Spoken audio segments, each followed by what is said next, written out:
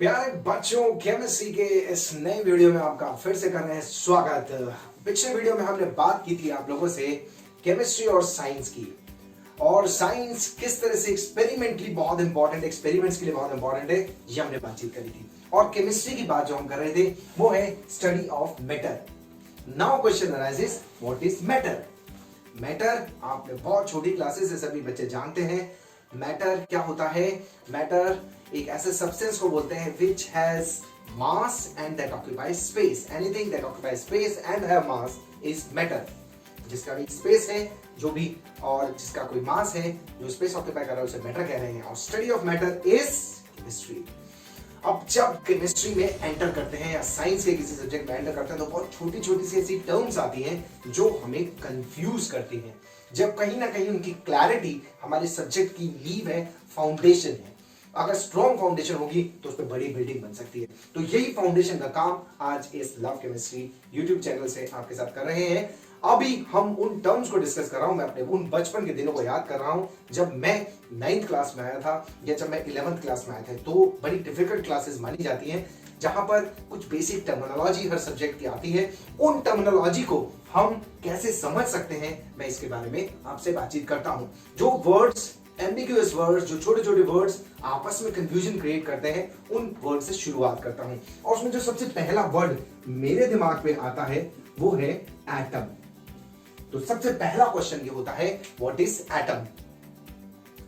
जो हम लोगों के दिमाग में एटम को सोचने पर आता है तो ऐसा कुछ गोल गोल सा एक स्ट्रक्चर आता है जिसके सेंटर में एक न्यूक्लियस है और इलेक्ट्रॉन उसके चारों तरफ चक्कर लगा रहे हैं। But what is the exact definition? मुझे ऐसा लगता है कि एटम की डेफिनेशन ही वो डेफिनेशन है जो हमारी केमिस्ट्री की फाउंडेशन की पहली ईंट है। उस ईंट को स्ट्रॉन्ग बनाते हैं। What is atom? जो एटम हमारे दिमाग में आता है कि atom is the smallest particle which is non divisible. No, this is not the correct answer. तो एटम क्या होता है, उसकी एग्जैक्ट डेफिनेशन हमें याद रखनी है। What is atom? It is the smallest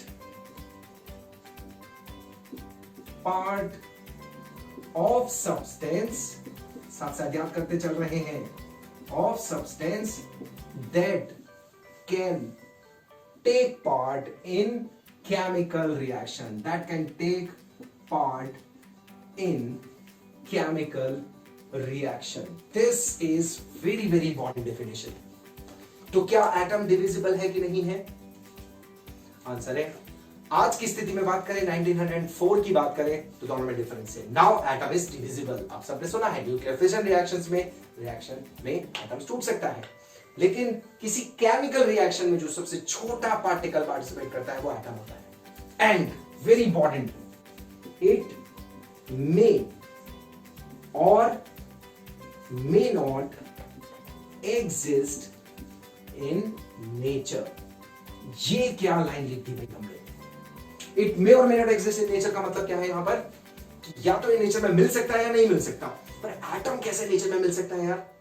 अगर मैं आयरन की बात करूं तो कलेक्टिवली मिलता है, अगर क्लोरीन की बात करूं तो Cl2 मिलता है, ऑक्सीजन की बात करूं तो O2 मिलता है, नाइट्रोजन की बात करूं तो N2 मिलता है। तो क्या एटम इंडिविजुअली एग्जिस्ट करता है? इस क्वेश्चन को रख रहा हूं यहां पर साइड में, और आपको एक कहानी सुना। मेरा एक दोस्त था, उसका नाम था हरिनारायण। वो दोस्त, अलग अलग शौक होते हैं। मेरे दोस्त को शौक था एक्सरे करवाने का, बहुत एक्सरे करवाता, और जब भी उसके घर में कोई आता तो उन एक्सरे के फ्रेम्स को वो अपने घर में सभी को दिखाता, एक्साइटेड होकर कि ये मैंने एक्सरे करवाया था जब मेरे पेट में दर्द था, ये मैंने एक्सरे करवाया था जब मेरे हाथ में दर्द था, ये मैंने एक्सरे करवाया जब मेरे सर में दर्द था, ये एक्सरे करवाया जब मेरे सर में जुएं पड़ी थी, ये मैंने तब करवाया था जब मेरे पिंपल्स हुए थे। इन सब चीजों के लिए भी वो एक्सरे कराता था, और ज्यादा एक्सरे कराने से हो जाता है कैंसर। और इस कैंसर की बीमारी से वो जब जूझ रहा था तो उसके पास उसका फोन मेरे पास आया कि मैंने इस तो यार पढ़ाता ही रहता है, कभी दोस्त से मिल लिया, मेरी तो 3rd स्टेज चल रही है कैंसर की। आई थॉट चलिए भाई बंद करते हैं कुछ टाइम के लिए और फिर दोस्त से मिलने चलते हैं। और जब मैं दोस्त के पास पहुंचता हूं, महावीर कैंसर हॉस्पिटल जयपुर, तो रिसेप्शन में जाके मैं पूछता हूं भाई मेरा दोस्त हरिनारायण यहाँ पे भर्ती है, ज्वेलर से आया है, बताइए उसके बारे में, वो कैसा है। तो रिसेप्शन पे मुझे पता चलता है कि जल्दी से ऊपर पहुंचो, आपका दोस्त तो जाने वाला है। मैं तुरंत जल्दी से भाग के वहां पहुंचता हूं, लेकिन के वो भगवान के पास चला जाता है। उसको थर्ड स्टेज का कैंसर था। अब मेरे मुंह से क्या निकलता है? मेरे मुंह से निकलता है हरि नारायण और करा एक्स-रे। अरे मेरे मुंह से क्या निकल गया? हरि नारायण और करा एक्स-रे। इस कहानी के सभी पात्र काल्पनिक हैं, वास्तविकता से कोई लेना देना नहीं है, लेकिन इसकी हेल्प से हमने उन एलिमेंट्स के नाम को याद कर लिया जो कि एग्जिस्ट कर सकते हैं। कहां पर? Freely in nature. Freely in nature exist कर सकते हैं। Helium, neon, argon, krypton, xenon, radon, बाकी जितने भी एटम्स हैं वो सभी एग्जिस्ट करते हैं कंबाइंड स्टेट में, चाहे गैस बनाकर, चाहे मॉलिक्यूल बनाकर, चाहे लैटिस बनाकर। तो हरि नारायण और करा x ray are those elements which can exist freely in nature. Is it okay? इस तरह से मजाक मजाक में हमने एटम की डेफिनेशन याद करी, साथ में बताया इट मे और may not exist in freely in nature. बाकी सभी, चाहे सोडियम हो, आयरन हो, क्लोरीन हो, oxygen, nitrogen, fluorine, all these are existing in combined state, जबकि helium, neon, argon, krypton, xenon, radon exist in freely, अकेले मिलते हैं। तो फर्स्ट डेफिनेशन क्लियर है सभी को, व्हाट इज एटम? चलिए next part of this definition पे चलता हूं। जब एटम की मैं बात कर रहा हूं तो एटम किस तरह से एग्जिस्ट करते होंगे कंबाइंड स्टेट में और किस फॉर्मेट में मिलते होंगे, उसके लिए हम नेक्स्ट डिफाइन कर रहे हैं very very important terminology, and that term is element. Okay, element तो हम सबने सुना है। What is element? जब एक टाइप के एटम्स जिनके एटॉमिक नंबर सेम है उन्हें अगर हम कलेक्टिवली एक जगह रख देते हैं तो that is termed as element. What is element? Collection of similar type of atoms को क्या कहते हैं? एलिमेंट। और इन एटम्स को, जैसे अभी अपन एटॉमिक नंबर की बात कर रहे थे, किसी भी एलिमेंट को, एक एटम को हम ऐसे रिप्रेजेंट करते हैं X, A and Z. What is A here? This is known as mass number. बच्चों ये एटॉमिक मास नहीं है, this is mass number. और Z is atomic number. ये अपने पास क्या हुआ बच्चों? Mass number. और ये क्या हुआ? Atomic number. दोनों में डिफरेंस क्या है? ये रिप्रेजेंट करता है न्यूट्रॉन प्लस प्रोटॉन को, जबकि रिप्रेजेंट करता है केवल प्रोटॉन को। तो अगर एक जैसे एलिमेंट बहुत सारे इकट्ठे हो जाए एक जगह पे तो उन्हें अपन क्या बोलते हैं? एलिमेंट। एटम क्लियर है, एलिमेंट क्लियर है। अब ये जो एलिमेंट की हम बात कर रहे हैं उसी में नेक्स्ट पार्ट डिस्कस कर रहे हैं, and that is known as molecule. ये भी एक बहुत कंफ्यूजिंग वर्ड है जो हम सीखना चाहते हैं।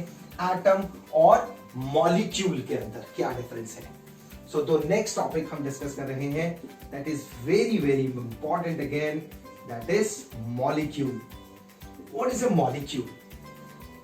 The answer is a smallest part of matter, again smallest part of substance that can exist freely in nature. पहली बात, freely in nature and consists of two और मोर एटम। ये बहुत जरूरी चीज हो गई भाई। एटम मे और may not exist freely in nature, लेकिन मॉलिक्यूल फ्रीली मिलेगा। और मॉलिक्यूल में कम से कम कितने एटम होने चाहिए? 2। देखिएगा, CH4 is a molecule of methane. गर्मी में लगी प्यास और प्यास में याद आया पानी, और पानी का formula you know H2O, this is also a molecule. इसी तरह से लंबी सांस लीजिए और फील कीजिए आपके अंदर एक मॉलिक्यूल जा रहे हैं बहुत सारे, किसके? O2 के। और लंबी सांस को बाहर निकाल दीजिए, फिर मॉलिक्यूल निकल के जा रहे हैं CO2 के। सो CH4, H2O, O2, CO2, Cl2, H2, N2, ये सभी मॉलिक्यूल हैं प्यारे बच्चों। क्या है ये? मॉलिक्यूल। C6H6 बेंजीन, ये सभी के मॉलिक्यूल्स हैं। तो अगर हमें ब्रॉडली क्लासिफाई करूं तो मुझे ऐसा लगता है, आप भी देखिएगा, मैं जिनको सर्कल कर रहा हूं उनको ध्यान से देखिए। और जिन्हें सर्कल करने से छोड़ दिया है उन्हें ध्यान से देखिए। क्या आप दोनों में कुछ डिफरेंस फील कर पा रहे हैं? एंड द डिफरेंस फील कर रहे हैं, छोटे बच्चे भी देख के हाँ कर रहे होंगे। एंड द डिफरेंस इज, इसमें सिर्फ एक ही टाइप का एटम है, इसमें सिर्फ एक ही टाइप का एटम है, इसमें सिर्फ एक ही टाइप का एटम है, इसमें सिर्फ एक ही टाइप का एटम है, जबकि इसमें कार्बन और हाइड्रोजन दो टाइप के एटम है। इसमें भी दो टाइप के एटम, दो टाइप। इसका मतलब जो मॉलिक्यूल हो गया ये भी फर्दर दो में क्लासिफाई कर देते हैं। कौन कौन से मॉलिक्यूल हो गए बच्चों? One is elemental molecule. कौन से molecule? Elemental. And other is compound molecule. Elemental एक ही तरह के एटम्स क्योंकि कलेक्शन ऑफ सेम एटम्स, और एलिमेंटल हुए। और कंपाउंड कौन से हुए? तो रेड वाले जो मैं बात कर रहा हूं वो कंपाउंड हुए, और जो सेम एलिमेंट से मिलकर बने हैं वो कौन से हो गए बच्चों? They are termed as, what we are calling them as elemental molecule and compound molecule. तो atom, molecule and element, 3 point very very clear होंगे आप सभी को। अब हम बात करते हैं कंपाउंड्स की। एटम, मॉलिक्यूल और एलिमेंट क्लियर है। Now we coming to the compound. Compound की बड़ी डेफिनेशन है, कंफ्यूजन ज्यादा है, इसलिए मैं 3 पार्ट में टुकड़े कर देता हूं। एक रूल है अपना, डिवाइड एंड रूल। ये फंडा है सक्सेस का, डिवाइड एंड रूल। जब कोई बड़ी डेफिनेशन है टुकड़ों में डिवाइड कर दीजिए, जब कोई बड़ा कोड नंबर याद करना हो टुकड़ों में डिवाइड कर दीजिए। कंपाउंड की डेफिनेशन बड़ी है, 3 में डिवाइड कर देते हैं। क्या करना है? 2 और मोर एलिमेंट्स, साथ साथ बोलते चलिए, 2 और more elements combine in fixed ratio and they must be physically non-separable.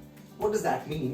भाई एक हाइड्रोजन एक ऑक्सीजन आपस में कंबाइन किया, और किस रेशियो में कंबाइन किया? 2 पार्ट हाइड्रोजन और 16 पार्ट ऑक्सीजन, 16 पार्ट ऑक्सीजन।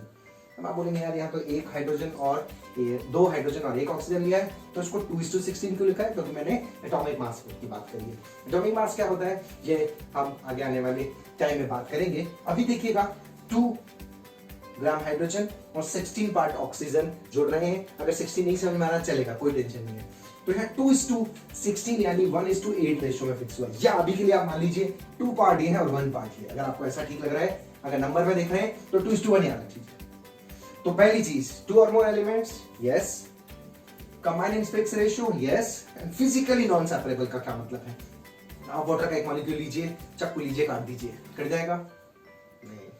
गुस्सा आ रहा है, हाइड्रोजन को ऑक्सीजन को अलग करूंगा, एक भगोना लीजिए, वाटर लीजिए, आग लगा दीजिए, जोर से आग लगाइए, खूब आग लगाइए, क्या हाइड्रोजन और ऑक्सीजन अलग हो जाएंगे? नहीं। एक हथौड़ा लीजिए, पानी लीजिए, ठोक डालिए, ठक ठक ठक ठक, क्या हाइड्रोजन ऑक्सीजन अलग हो जाएंगे? नहीं। ये सब फिजिकल मेथड्स हैं। कौन से मेथड्स हैं? फिजिकल। क्या हाइड्रोजन ऑक्सीजन अलग ही नहीं हो सकते? हो सकते हैं। इलेक्ट्रोलिसिस कीजिए, 2 इलेक्ट्रॉड लीजिए, करंट पास कीजिए, हाइड्रोजन अलग मिल जाएगा, ऑक्सीजन अलग मिल जाएगा। इसका मतलब फिजिकली नॉन सेपरेबल है, पर किसी और मेथड से सेपरेट हो सकते होंगे। फिजिकली यानी काटना, कूटना, पीटना, गर्म करना, इन मेथड से अलग नहीं हो रहे, इसलिए उनको फिजिकली नॉन सेपरेबल कहते हैं। तो कंबाइन कर दीजिए, 2 और मोर element combine in fixed ratio two form physically non separable substance, और वही सब्सटेंस क्या कहलाता है? कंपाउंड। देख के बताइएगा, क्या CO2 एक कंपाउंड है? यस, क्योंकि फिक्स्ड रेशियो है। क्या NH3 होता है अमोनिया, क्या ये कंपाउंड है? यस, क्योंकि ये फिक्स रेशियो में कंबाइन कर रहा है और फिजिकली नॉन सेपरेबल है। क्या S8 एक कंपाउंड है? नहीं। कौन सी डेफिनेशन का कौन सा पार्ट डिस्टर्ब हो गया? 2 और मोर एलिमेंट्स नहीं है, तो this is not a compound. C6H6 is it a compound? Yes, क्योंकि सारी चीजें सेट हो रही हैं। अब देखिए मैं आपसे बात कर रहा हूं salt water. What is salt water या सॉल्ट सॉल्यूशन? इसके लिए हम बोल रहे हैं एक तो NaCl है और एक पानी है। क्या ये कंपाउंड है? Answer is no. कौन सी डेफिनेशन गड़बड़ कर रहा है ये? 2 और मोर element, yes. Combine in fix ratio, चलिए कंबाइन भी कर लेते हैं फिक्स रेशियो में, बट फिजिकली नॉन सेपरेबल नहीं है। पूछिए क्यों? क्योंकि नमक और पानी लीजिए, गर्म कीजिए, पानी उड़ जाएगा, नमक रह जाएगा, यानी कि फिजिकली सेपरेबल है, इसलिए ये कंपाउंड नहीं है। Is it okay? और नमक के पानी को क्या कहते हैं बच्चों? उसको बोलते हैं Bryan. What we are calling it as brine. So brine is not a compound. Compound की definition, 2 or more elements combine in phase ratio to form physically non-separable substance, that is known as compound. Is it okay? अब एक question और आना चाहिए दिमाग में, and the problem is कि H2O को अभी तो मॉलिक्यूल कहा था, अब उसको कंपाउंड कह रहे हैं, तो मॉलिक्यूल है कि कंपाउंड है? It's a big problem. तो बहुत सिंपल कहानी है, ये कंपाउंड है और कंपाउंड का मॉलिक्यूल H2O है, और जब बहुत सारे H2O मॉलिक्यूल इकट्ठा हो जाएंगे पानी बन जाएगा, पी लीजिए। तो कंपाउंड है, जब पानी के मॉलिक्यूल्स के खूब सारे बहुत सारे इकट्ठे हो गए तो वाटर कहला है, वरना एक मॉलिक्यूल की बात कर रहे हैं तो वो कैसा मॉलिक्यूल है? वो कंपाउंड मॉलिक्यूल है। जबकि कंपाउंड मॉलिक्यूल मतलब मॉलिक्यूल दो तरह के थे, एलिमेंटल मॉलिक्यूल और कंपाउंड मॉलिक्यूल। तो कंपाउंड भी है और मॉलिक्यूल भी है। S8 मॉलिक्यूल है, यस, क्योंकि उसमें दो या दो से ज्यादा एटम्स इन्वॉल्व है। S8 is a molecule, but कैसा मॉलिक्यूल है? Elemental molecule. अगर एक ही तरह के एटम्स इन्वॉल्व हैं तो एलिमेंटल मॉलिक्यूल, अगर एक से ज्यादा तरह के एटम्स कंबाइन कर रहे हैं फिक्स रेशियो में, फिजिकली नॉन सेपरेबल, तो compound molecule, compound atom, element. Clear है? Cl2 is molecule, chlorine is element. जब Cl के एटम्स इकट्ठा होकर नेचर में मिलेंगे तो Cl2 की फॉर्म में मिलेंगे, तो Cl2 क्या हो गया? मॉलिक्यूल। जबकि एलिमेंट कौन है? क्लोरीन। क्यों? क्योंकि क्लोरीन के एक जैसे एटम जब खूब सारे इकट्ठे होते हैं तो मिलकर क्या कहलाते हैं? एलिमेंट। एलिमेंट एक जैसे एटम, मॉलिक्यूल दो या दो तरह के एटम, दो या दो से ज्यादा एटम्स, वो दोनों सिमिलर भी हो सकते हैं और नॉन सिमिलर भी हो सकते हैं। कंपाउंड जिसमें दो तरह के एटम्स इन्वॉल्व हो। Is it okay? Are you getting a picture? समझ में आ रही है कुछ कुछ कहानी? Molecule, atom, compound, molecule. जब मैं छोटा था तो भाई मुझे बहुत सारी प्रॉब्लम थी, छोटे छोटे वर्ड्स क्लियर नहीं थे, and this is very important to clear these terms.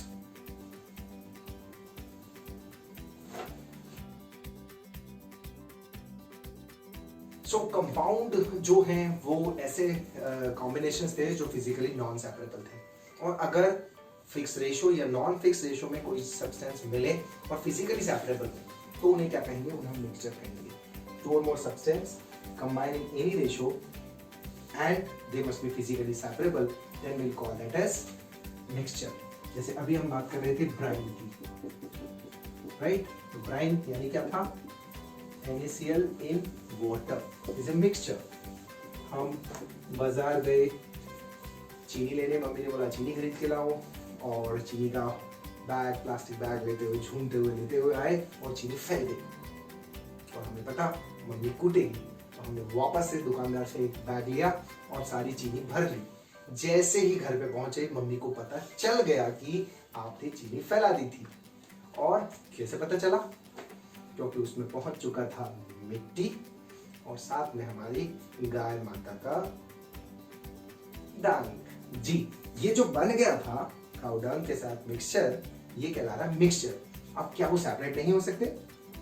चीनी, मिट्टी, कचरा जो आ गया उसमें, क्या वो सेपरेबल नहीं है? आंसर सेपरेबल है, फिजिकली सेपरेबल। कैसे? हम छान सकते हैं या फिर उसको क्रिस्टलाइजेशन से वापस अलग कर सकते हैं। सो फिजिकल मेथड से अगर कोई चीज सेपरेबल है तो वो कहलाएगा मिक्सचर। एंड जो मिक्सचर है वो दो तरह का हो सकता है। हम बोला सैंड प्लस शुगर का जो मिक्सचर है, ये एक मिक्सचर का एग्जांपल है, ब्राइन एक मिक्सचर का एग्जांपल है। ये मिक्सचर दो तरह के हो सकते हैं बच्चों, that is homogeneous and heterogeneous. नाम से ही पता चल रहा है, होमो मीन सेम, एक जैसे। अगर किसी मिक्सचर को मिलाया और फिर वो इजीली नहीं डिफरेंस हो पा रहे हो कि दोनों में से कौन सा क्या है। हमने पानी लिया, उसमें चीनी मिलाई, अच्छे से घोल दिया, पी के देखा, टेस्ट एक जैसा आ रहा था, दिस इज होमोजीनियस मिक्सचर। अगर मिट्टी और चीनी को देखा तो वो हेटेरोजीनियस मिक्सचर है, वो आप डिफरेंस कर सकते हैं। जो व्हाइट व्हाइट जैसा दिख रहा है वो मिट्टी है, जो ब्राउन ब्राउन दिख रहा है वो जो व्हाइट व्हाइट दिख रहा है वो शुगर है, और जो ब्राउन ब्राउन दिख रहा है वो मिट्टी है। तो जब हम किसी मिक्सचर के कंपोनेंट्स को डिफरेंटली देख सकते हो तो this is known as heterogeneous mixture. और जब हम यूनिफॉर्मली नहीं देख पाए उनके डिफरेंस को, यूनिफॉर्म हो तो यूनिफॉर्म मिक्सचर हो तो क्या कहलाता है? होमोजीनियस। अब बताइएगा, अगर मैंने आटे में नमक मिलाया और मिक्स कर दिया उसको, तो मिक्सचर कैसा मिलेगा? Homogeneous, heterogeneous? It will be homogeneous. ठीक है, हमने रसना लिया, रूह-अफ़ज़ा लिया, मस्त चिल ठंडा फुल, और अब उसमें चीनी मिलाई, खोलने की कोशिश, क्या चीनी पूरी तरह से खुल जाएगी? नहीं, चीनी नीचे जाके बैठ जाएगी। ये कैसा मिक्सचर है? हेट्रोजीनियस। अगर गर्म चाय की प्याली ले और उसमें मिला दे चीनी तो घुल जाएगी, दिस इज होमोजीनियस। अगर यूनिफॉर्मली डिस्ट्रीब्यूट हो जाए तो होमोजीनियस, और यूनिफॉर्मली डिस्ट्रीब्यूट ना हो तो हेट्रोजीनियस मिक्सचर कहलाता है।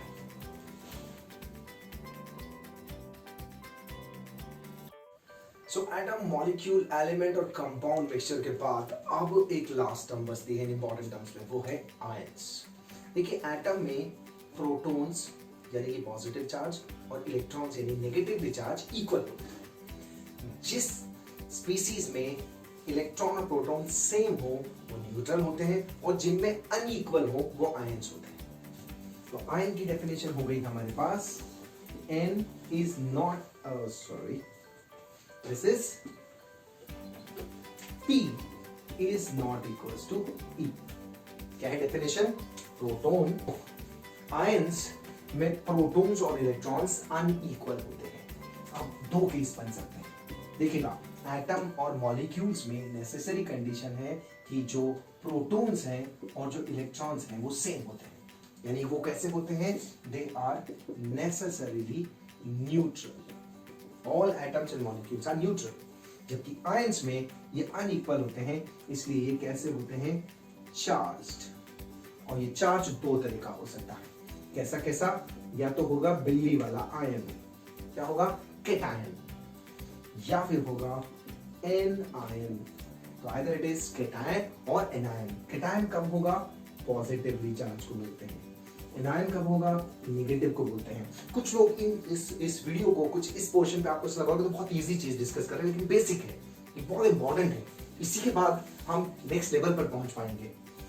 तो यहाँ पे क्लियर हो गया proton should be greater than electron, और यहाँ पर क्लियर हो गया electron should be greater than proton, यानी कि नंबर ऑफ इलेक्ट्रॉन्स और नंबर ऑफ प्रोटॉन्स का ये वैल्यू बता रहे हैं। अब केटायन के ऊपर चार्ज कितना आएगा ये कैसे निकलेगा? तो चार्ज को हम Q से रिप्रेजेंट कर देते हैं, तो Q will be equals to P minus E। और एनायन पे चार्ज कैसा आएगा? It will be E minus P। तो बताइएगा इसमें P माइनस E क्यों किया है और इसमें E माइनस P क्यों किया है? Very simple. तो यहाँ पर प्रोटॉन्स की वैल्यू ज्यादा आ रही है, प्रोटॉन्स आया है, और यहाँ पर चार्ज ओवरऑल नेट नेगेटिव आएगा। इसलिए बेटर हम ऐसा लिख दें, this is equals to P minus E for this also. इससे क्या होगा? वैल्यू नेगेटिव आ जाएगी और नेगेटिव साइन अलग से असाइन नहीं करना पड़ेगा। देखिएगा जैसे हमारे पास है सोडियम, अगर इसमें से 8 इलेक्ट्रॉन हट जाता है तो विल गेट Na+। हमारे पास है मैग्नीशियम, अगर इसमें से 2 इलेक्ट्रॉन हट जाते हैं तो विल गेट Mg2+, यानी कि नेगेटिव का हटना leads to formation of positive. And Cl के पास 1 इलेक्ट्रॉन एक्स्ट्रा दिया तो उस पर चार्ज कितना आ जाने वाला है? अब द चार्ज विल बी -1। तो आयंस दो तरह के हो गए, कौन कौन से? केटायन और एनायन। जब प्रोटॉन ज्यादा है तो केटायन कहलाएगा, जब इलेक्ट्रॉन ज्यादा है तो एनायन कहलाएगा। चार्ज के लिए दोनों का formula same, Q equals to P minus E। Charge समझ में आ रहा है हमें और आयन समझ में आ रहा है हमें। अब मैं आपको बात करना चाहूंगा नेमिंग ऑफ आयंस की।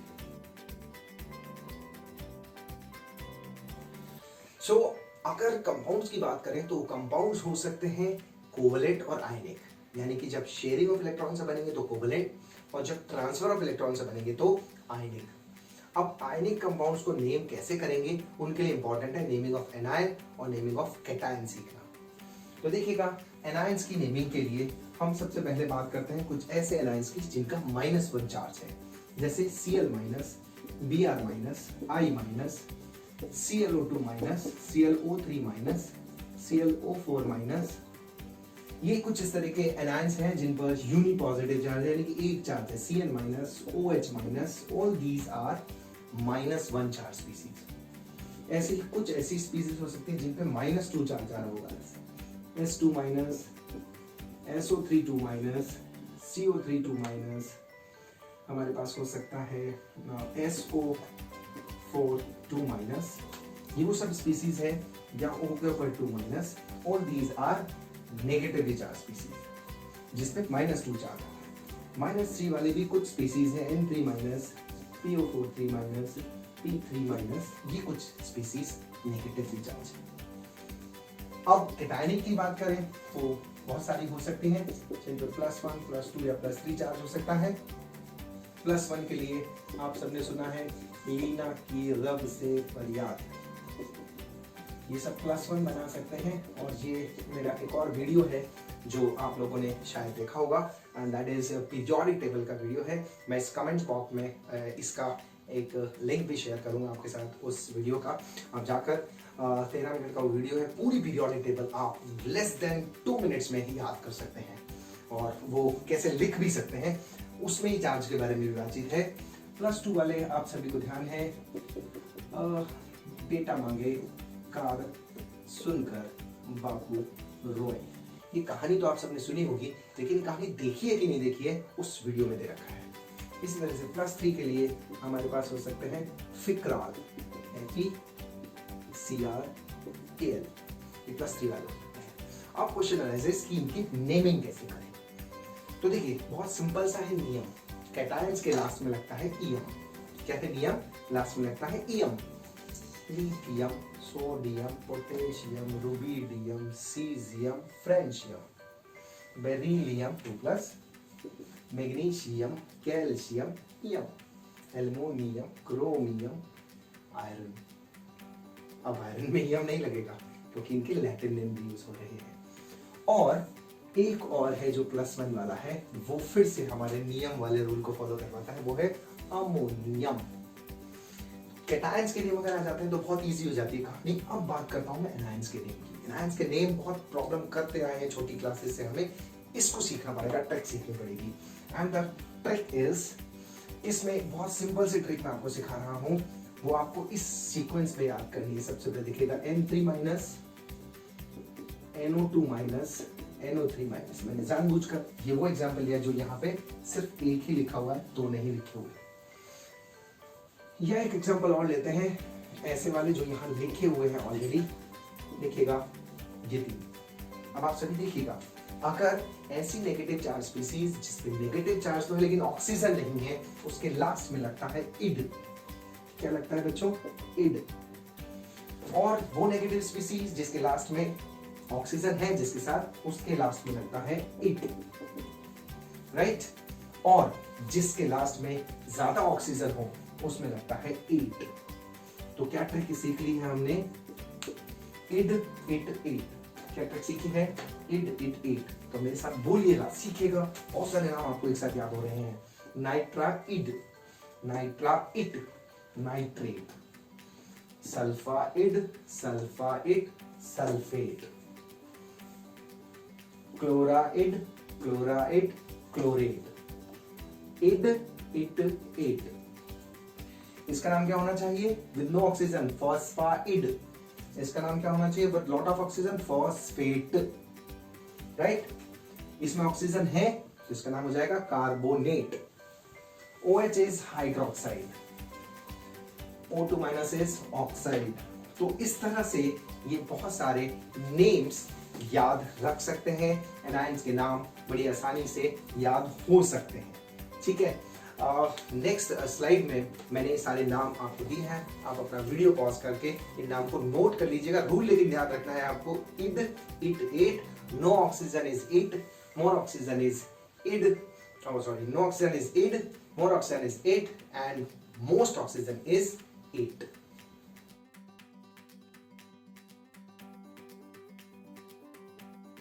सो एक बार और रिवाइज करते हैं। Cl- no oxygen chloride, less oxygen chloride, more oxygen chlorate, sulphide, sulphite, sulphate.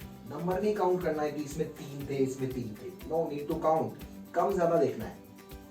बोले नाम क्या होगा? Bromide, bromide, bromate, right. तीनों इस तरह से याद रख सकते हैं। एक क्वेश्चन और बढ़ता है इसी में आगे, एंड दैट इज कि मान लीजिए क्वेश्चन में ज्यादा हम तो जानते थे, लेकिन ज्यादा से भी ज्यादा आ जाए तो क्या करना है? जैसे ये ऐसा हो जाए तो क्या करना है? तो इस केस में जब ज्यादा के बाद भी और एडिशन आ जाए तो याद रखना है, आप सभी को जानते हैं बरसात के मौसम में चींटियों को लग जाते हैं पर, यानी कि ज्यादा ऑक्सीजन होने पर भी वही पर लग जाता है। तो इसका नाम होगा पर क्लोरेट। क्या नाम होगा बच्चों? पर क्लोरेट। इसका नाम क्या होगा बोलिएगा इसी तरह से, पर ब्रोमेट। पर लगा देना अगर नॉर्मल 8 के बाद भी कोई चीज आती तो। SO5 क्या नाम हो जाएगा बोलिए तो, पर सल्फेट।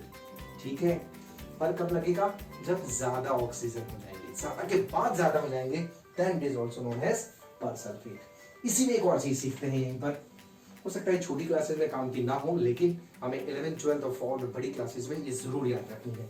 अगर इन दोनों के बीच का भी एक केस नजर आ रहा है मुझे, दैट इज ClO-, वो क्या करें, तो ध्यान रखना है, जब ज्यादा कोई चीज होती है तो पर लगता है, और कोई चीज कम होती है तो हाइपो लगता है, हाइपो। ठीक है, तो इसका नाम क्या हो जाएगा, हाइपो क्लोराइड। एक कॉमन सेंस की बात कर ले कि हाइपो हमेशा इट में लगेगा और पर हमेशा 8 में लगेगा। पूछो क्यों, क्योंकि अगर आपने 8 में हाइपो लगाया तो इट बन जाएगा ना, तो फिर तो इट यूज करेंगे, और इट के बीच में अगर कोई केस बन रहा है तो हाइपो लगेगा।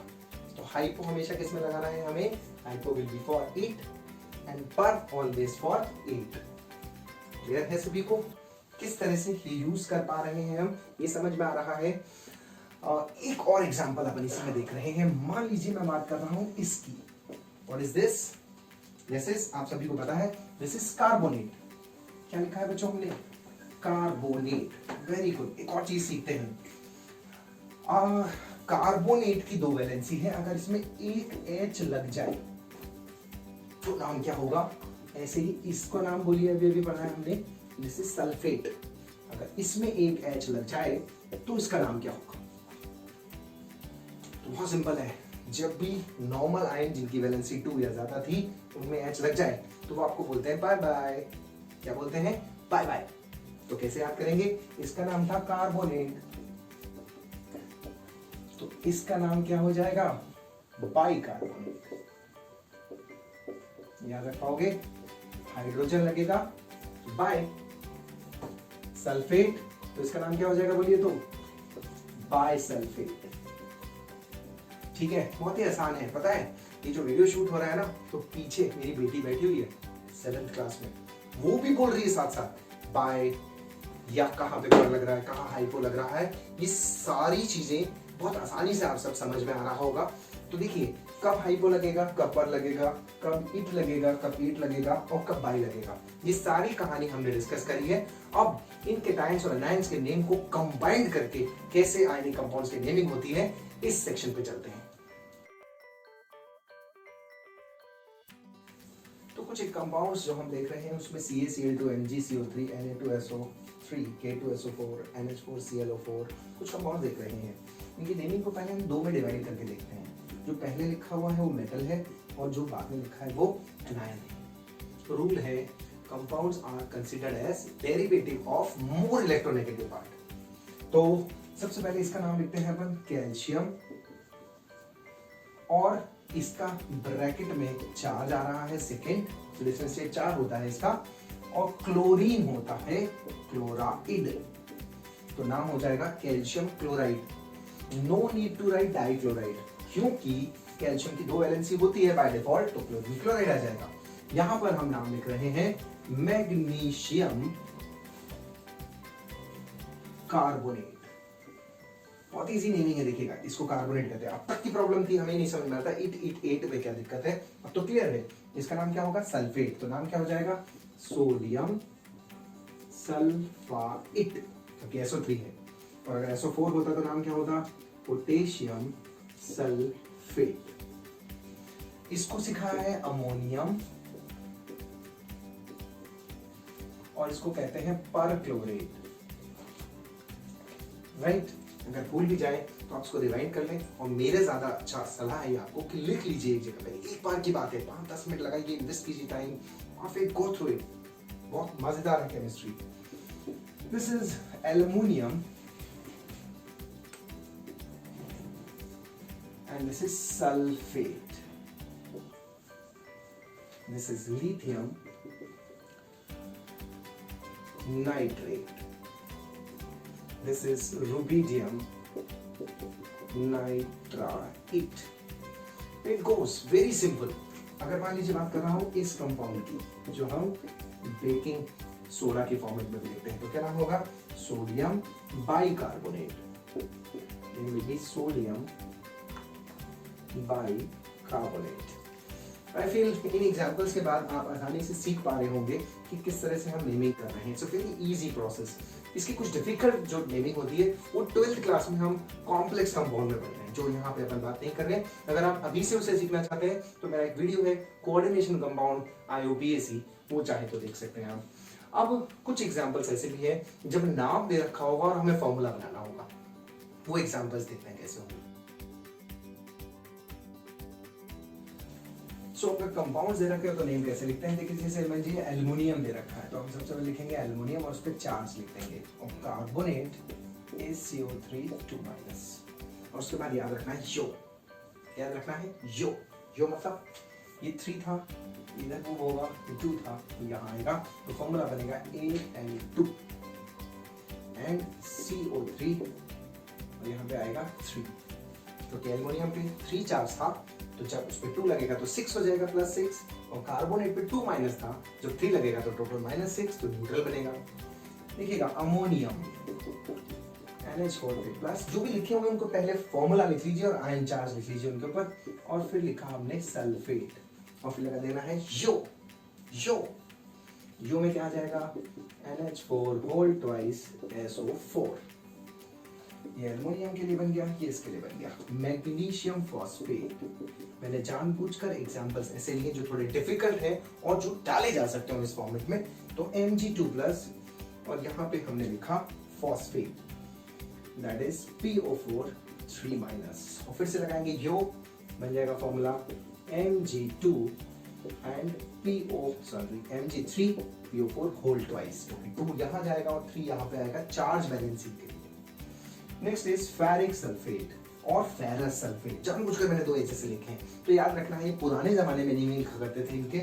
Ferric means more charge, ferrous means less charge. तो यहाँ पर फेरिक लिखा है तो चार्ज आएगा 3+ और फेरस लिखा है तो चार्ज आएगा 2+। सल्फेट इज सेम, तो what should be the formula? इसके लिए फॉर्मूला बनेगा Fe2SO4 होल ट्वाइस और इसके लिए फॉर्मूला बनेगा FeSO4, क्योंकि इसमें कॉमन 2+2- है तो योग करने की जरूरत नहीं है, इट विल बी 1। तो देखिएगा कंपाउंड्स के नेमिंग में केटायन एनायन के नेमिंग सीखने हैं। Ferrous ferric, ferrous means less, ferric means more.